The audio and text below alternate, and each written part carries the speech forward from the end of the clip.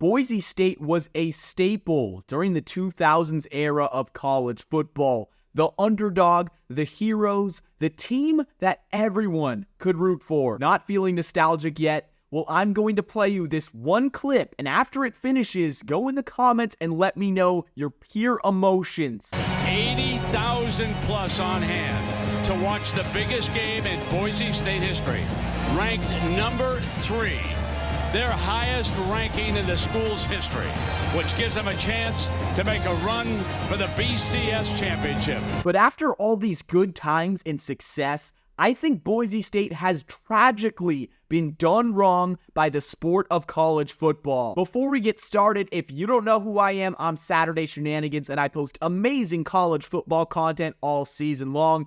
Kickoff's right around the corner. Make sure to subscribe so you never miss out on another upload. In 1996, the state of Idaho was not yet known for its football, mainly its potatoes. That's because Boise State was moving up from the FCS level in the Big Sky Conference to the FBS in the Big West. Times were changing, but just 3 years later, under a head coach named Dirk Koetter, the Broncos found great success, going 10-3 in 1999 and 10-2 in 2000, only ending with appearances in the Humanitarian Bowl, which is also known as the Idaho Potato Bowl. So they were winning at a high clip, but due to their weak conference, they had no respect from the college football world. In 2001, Koetter wanted to swim in a bigger pond, joining Arizona State as their next head coach. Dan Hawkins was the next man up, and he went on a tear from 2002 to 2004, 12-1,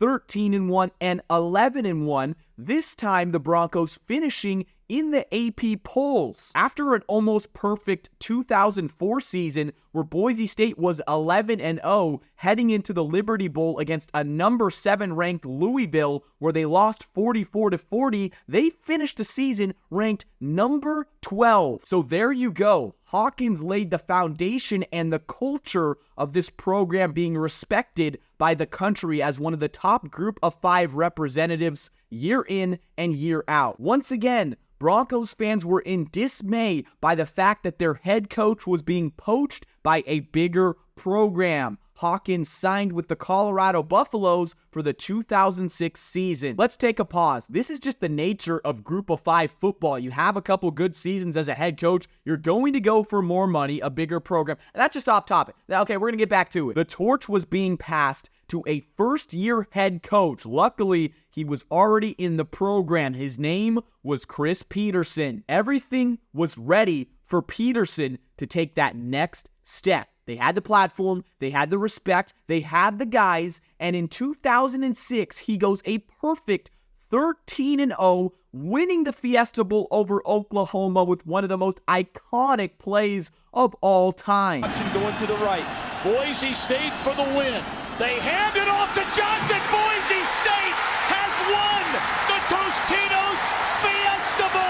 The Broncos finished at number 5 in the polls, and what did they do 3 seasons later in 2009? Nothing but winning the Fiesta Bowl again, 14-0, finishing at number 4 in the rankings. Overall, in 8 seasons, the mastermind Chris Petersen went 92-12 with the program. At this point in the story, you might be thinking, Andrew, what's the tragic problem? What's gone wrong? This sounds amazing. Well, let me tell you, the 2000s was the great BCS era of college football, meaning there could always be a Group of 5 team to spoil things. And around the same time that Boise State was doing it, there were 2 other main schools in the same peer group. It was Utah after their fantastic 2008 season and even 2004 season, and also TCU in 2010. So let's take a look at all 3 schools: Utah, TCU, and Boise State. Notice any differences in these 3 programs?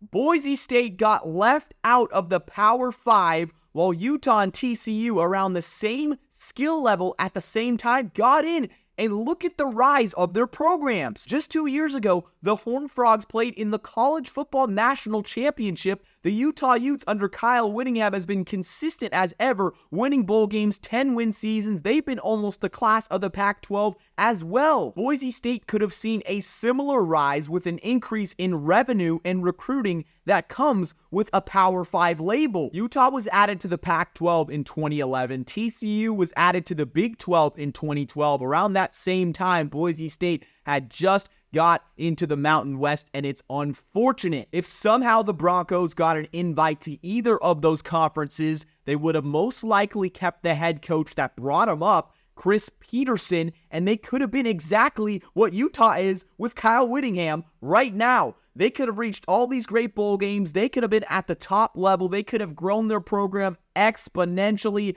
but it was never meant to be, and it makes me so sad. There has to be some logic behind it. It makes sense. TCU has a big donor base being a private school, plus they're in the Dallas-Fort Worth market.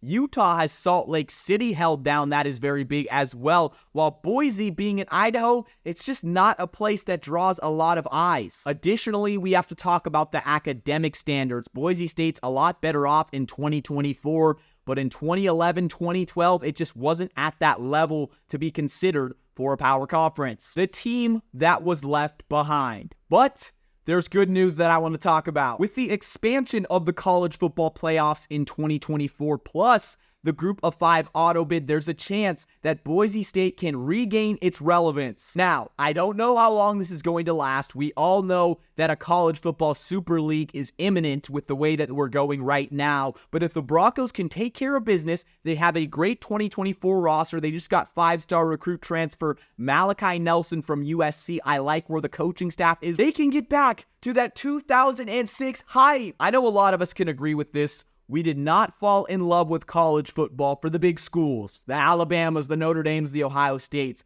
We fell in love with it because of the underdogs like Boise State. So many fond memories in the 2000s. Maybe they could bring it back. I feel like they've been wronged by college football. We're done with the video. If you enjoyed, make sure to smack that like button, share with friends, subscribe, get this video going in the algorithm so it can reach as many college football fans like yourself as possible. I've been Saturday Shenanigans, your home for unfiltered college football content, and I'll see you guys soon.